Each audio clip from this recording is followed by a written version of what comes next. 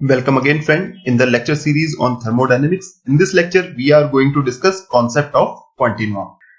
The term continuum is made by two words, which are continuous and medium. So the word continuum is the mixture of continuous and medium, which means we are considering matter has continuous distribution of mass with no hole or voids. This term in the definition creates confusion because we know matter is made with molecules and there are gaps or intermolecular distance between the molecules. However, in the concept of continuum, we just assume that there is no void by neglecting the intermolecular distance, so that we can assume mass is uniformly distributed in the matter.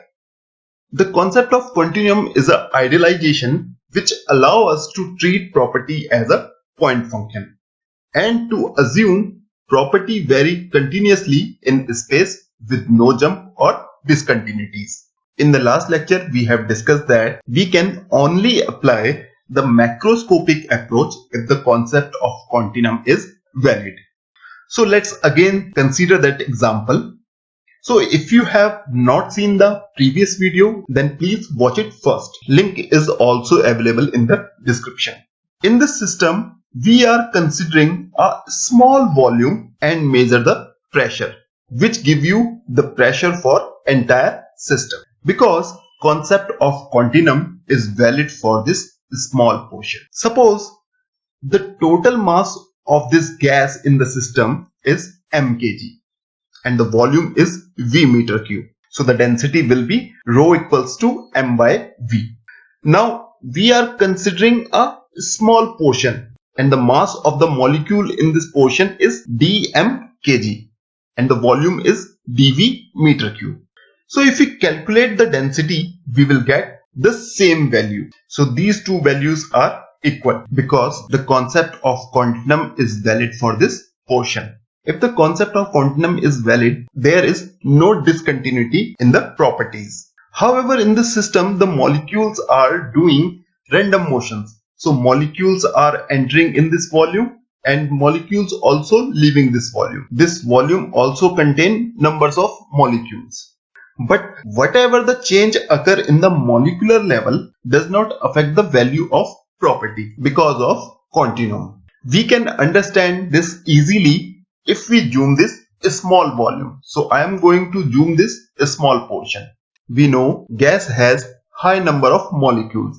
Even in a tiny volume of 1 mm3, gas has approximately 10 to the power 16 molecules. Therefore, there are large number of molecules in our taken volume. And in this animation, we are taking only few for the representation. So we can see molecules can enter and leave this volume. However, the total number of molecules in this volume remain approximately constant. Therefore, whatever the change occur in the molecular level does not affect the property value. If we reduce our volume further, we can see the number of molecule in the taken volume vary. It means the value of property will also change for a taken volume.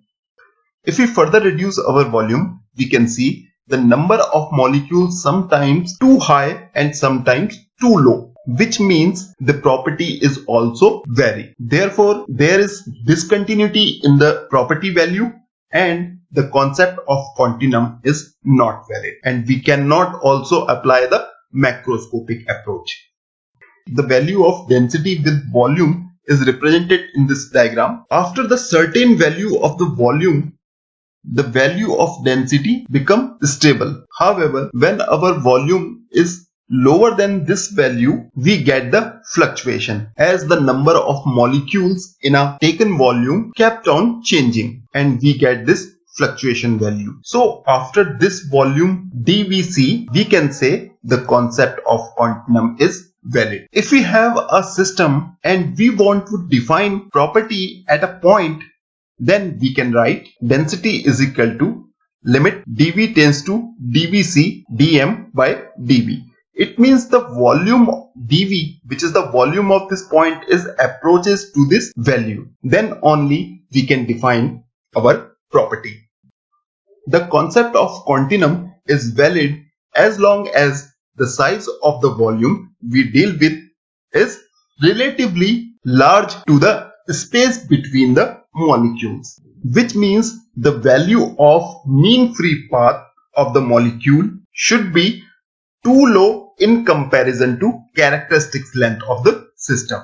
This mean free path can be defined as, in our system, average distance traveled by a molecule between two successive collisions. So if this molecule is moving like this and collide with this molecule and after that collide with this molecule, then mean free path can be defined as the average of distance traveled by this molecule between two successive collisions. So we have to take average of these two distances which define the mean free path, lambda. And the characteristics length is the some dimension of this system. So we can take this dimension. So we can see the mean free path is smaller than the characteristics length of this system.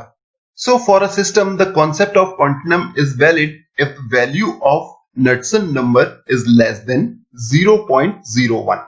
So Knudsen number is a dimensionless number, and with the help of Knudsen number we can define concept of continuum for a system or a volume. So Knudsen number is defined as ratio of mean free path to the characteristics length of the system. So if this value is less than 0.01, then we can say the concept of continuum is valid. Or the characteristics length of the system is 100 times of the mean free path, then we can say our concept of continuum is valid. So this is all for this lecture. Thank you.